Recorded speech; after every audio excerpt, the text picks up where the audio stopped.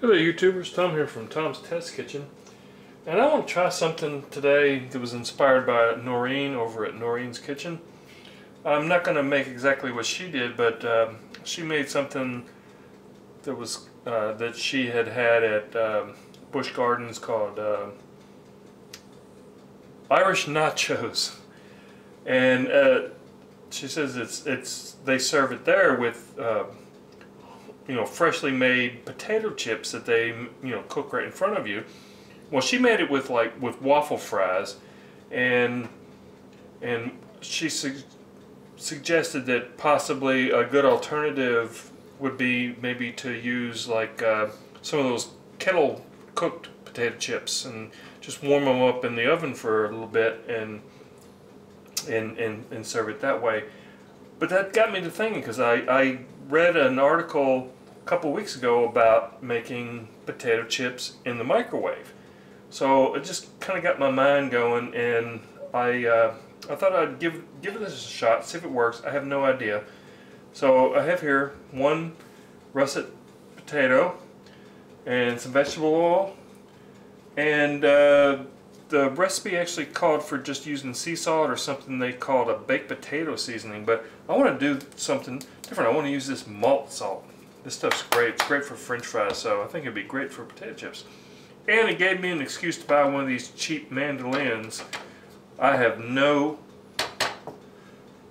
idea if this thing's gonna work. I mean, that sucker was $5. Well, $5 and some change. So we'll see if it's worth the investment. And as far as the microwave, I'm going to use one of these. These are great for it's called a sizzling skillet. I love these things. I don't know if they even make them anymore, but it's like a metallic sizzling pan that you can literally make decent steaks and stuff in the microwave.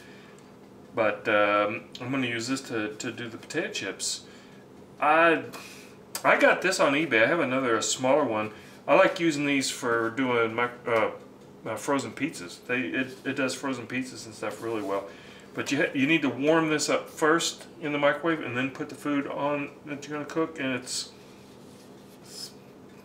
called a sizzling skillet. So let me get this all ready, and let's see if this is going to work. Okay, let's see if this thing is worth its $5.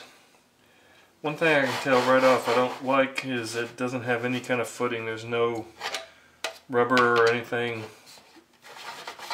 so I'm going to have to hold down on it. So I've cut the spud in half, and I've peeled it, of course, and then I got a bowl of cold water, because you're going to want to have to put this in the cold water to rinse off that excess starch. Let's see how this goes. I'm not going to need to use that just yet. And you want to use a mandolin so you can get really thin slices. Now I guess it's time to use this. Yeah, see, it scoots around a lot. Those are pretty thin slices. I'm pretty impressed so far. Yeah, let's put those in there and continue on.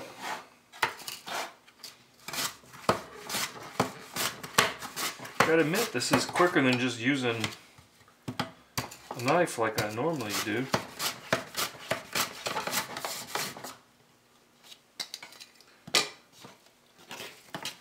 Oh, there you go. I can probably end up using this. It actually came with a couple of different blades for different things, for making julienne fries and stuff. I mean, that's not bad. Okay, I'm going to finish this up, and then I'll be back with you when we're ready to pop this in the microwave. I've soaked these potato slices and drained the water, and then rinsed them again a couple of times to get off any excess starch. And then I put it between some sheets of paper towels to blot them nice and dry. And I've got my sizzling skillet. You need to preheat this for a couple minutes, and it's really hot. So working in batches, I'm only going to do a little bit here because this is just a test. So I've just got one layer of potato chips or potatoes. So if you were doing a bunch of these, you would just lay them out in these in layers of paper towels to keep them from oxidizing, and turning brown and everything. So now I just have some vegetable spray. I'm going to add to the griddle. You could probably just use any kind of regular microwave safe plate, but I like using this one for things like this that I really want to crisp up. So let's just lay them all out in a single layer. I got a feeling this will take a while to do a bunch, but like I said, this is just a test. I just want to see if it really works. So now you just want to spray that layer, that top, with some vegetable oil. I'm not saying this is healthy or anything, but that is vegetable oil. Okay, so let's get this in a microwave.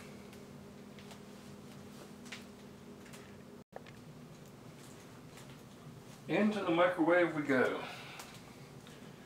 So it says, recipe says microwave for about 2 minutes on high.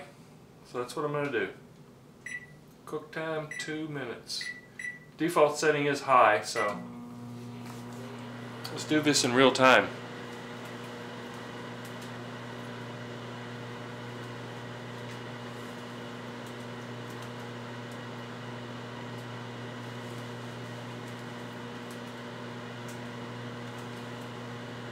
These are a little bit thicker than I would think, because the original recipe called for doing as thin as you possibly can. So these might end up being, like the kettle chips, the thicker ones.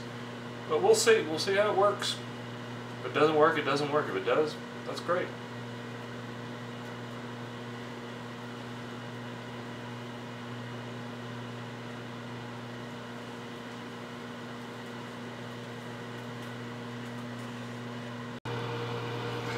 Just had to do a shot of this. Chips are in the carousel going. About 38 seconds left. Don't look like they're crisping up to me. Might have to let them go a little bit longer.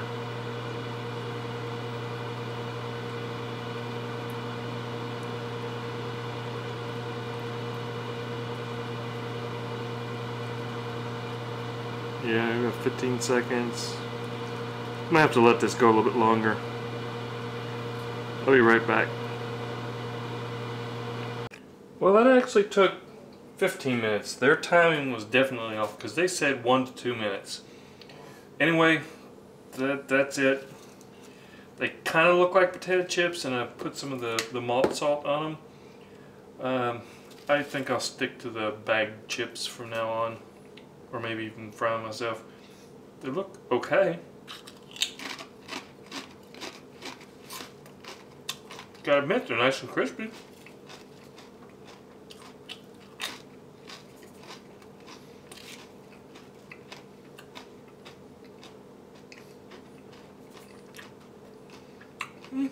It's pretty good. Not bad. Actually, I'm kind of impressed. Definitely 1 to 2 minutes is not it. It's more like 15. I might have to play around with this some more. Well, there you go. Microwave potato chips.